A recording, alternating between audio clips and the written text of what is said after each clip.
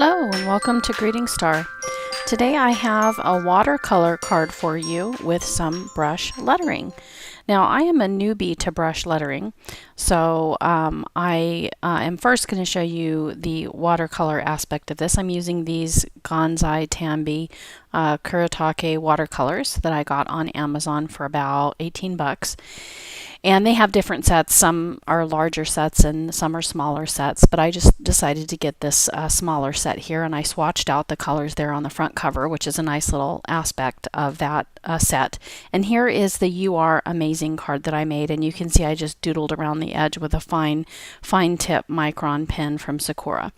And that's my own handwriting, the You Are Amazing. It's brush lettering, it's not actually handwriting, but I wrote that with my hand. And I used these Zig Memory System scroll and brush pens. I got these pens, I am not kidding you, like more than 16 years ago, and they still, most of them still work. There's like one or two that are starting to dry out. They're amazing. Anyway, I also really like the way that brush tip works when I'm writing. So I'm going to use these watercolors here to create a couple of watercolor gradients that you saw on that card that I made. And I'm going to make another one here.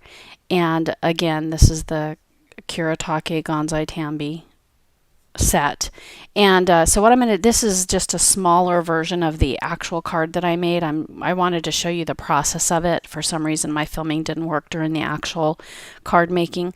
So this is the just another example. So I'm taking this the red here, and then I'm going to take the red, violet, and dip. And one of the things you want to do when you're mixing your colors is you want to do about half of the watercolor and half water.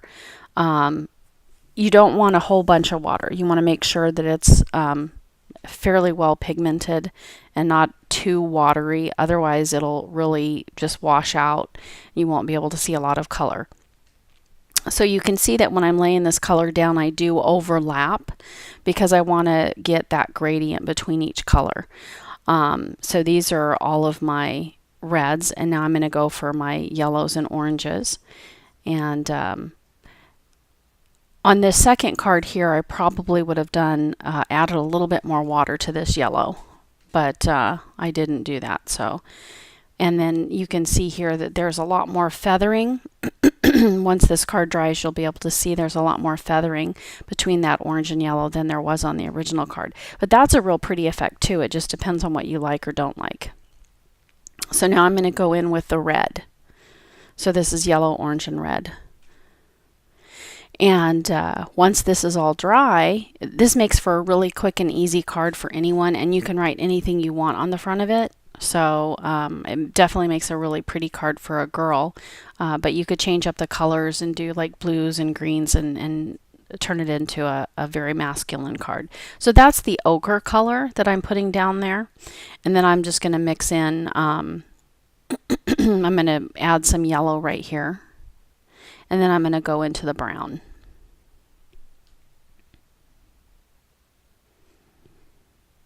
So that's really quick and easy. You could see right there how quick that was. And now I'm going to use my brush pen here to write the words. And I'm, like I said, I'm a newbie at this, but brush lettering is a lot of fun. And it's not really handwriting because you do pick up your pen a lot. And I have a hard time doing that because I'm so used to just doing handwriting. So, that's one of the things I struggle with while I'm learning this brush lettering, is that you should pick up your hand more often between the letters. And you want to hold the pen up higher on the barrel instead of choking down at the point. And you don't want to hold the pen straight up like that. You kind of want to angle your pen to the paper and have your paper tilted so it's pointing, you know, sort of towards your navel. And so with brush lettering, when you're going up, you have a very light stroke, so you get those thin lines. And then when you're going down, you put pressure to get the thick lines. And your circle, you always do backwards like that. And then when you come up, it's a very light stroke. The U is going to have a very light stroke in the middle, but you can see that both sides are coming down, so both sides are going to be thick. So I'm going to write You Are Amazing. And with this A, I got the left side a little bit too thick, but that's okay. I don't think many people will really notice it. I think the R is so beautiful in brush lettering. I just love the little curl there on it. Now I'm going to write amazing.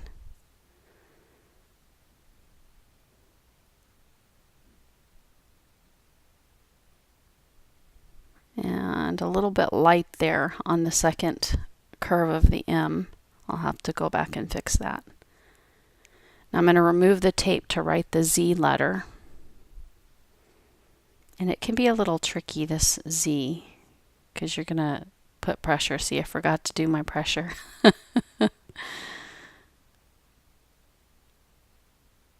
I still think it looks beautiful though. If you don't even have to have neat handwriting as long as you practice just like 20 minutes a day. You'll start to see that you can actually write very beautifully if you follow the strokes and everything. And there are several different programs out there. I mean, you can look up videos on YouTube for brush lettering and things like that. And they even show you how to do it with Crayola markers and stuff. But I wouldn't recommend that at first if you haven't studied how to do it with a brush marker, because it's a little bit difficult. Another thing that I like with these brush pens is that you can create flowers or hearts just by pressing down on them, just like you do with like a paintbrush. It's really cool.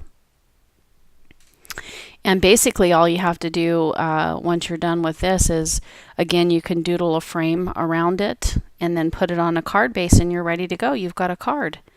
And I think that watercolor is so lovely. I just think watercolor is, I'm just enamored with watercolor. I love, especially when it dries and you get that really fine line. It's so beautiful around the outside of whatever the pigment that you just put down. I think it's so, so beautiful. So anyway, back to the brush lettering. Again, if you watch those videos with the Crayola markers, be careful with that, because it can teach you how to hold your pen incorrectly. So make sure you're using an approved program or something like that. Well, I guess I shouldn't say approved, but one where they teach you how to use and hold the brush pen. So this is a Sakura Micron pen. These are really great little pens. I know a lot of artists use them. And these supplies can get kind of expensive, so, I mean, you can certainly feel free to, you're just making a card. You don't have to buy archival quality, artist quality supplies. You can buy whatever you have. Although I did link in the bottom of the description of this YouTube video links for products that I used on Amazon.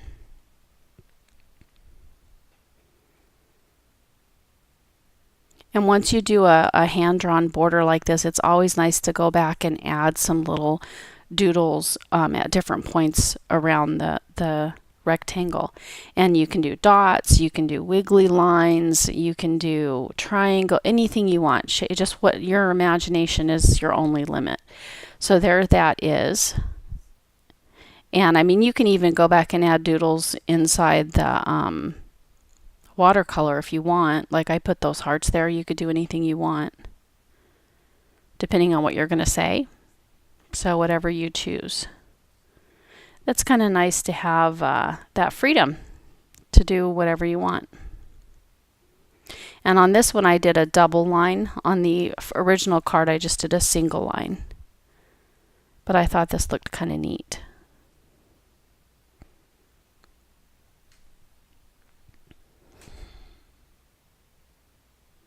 So there we go. And I'm going to adhere that to a card base. Now, one of the things I would recommend when you're adhering this to a card base is I would definitely use like a liquid glue to make sure, because the watercolor paper does tend to get a little bit, wrinkled and stuff like that. It's not completely flat. And then I would set something heavy on it to make it flat instead of just using the tape runner. So thanks for watching, and if you enjoyed my video, please be sure to like and subscribe. And also I have an ebook that I've written. It's a great book for beginners as well as experienced users. There's several projects in it that you might find fun to do. And then also for more greeting card ideas, you can check out my blog at Greetingstar. greetingstar.org. And I hope you have an absolutely wonderful day. Thank you so much for joining me. And again, if you like this video, don't forget to like and subscribe. Bye-bye.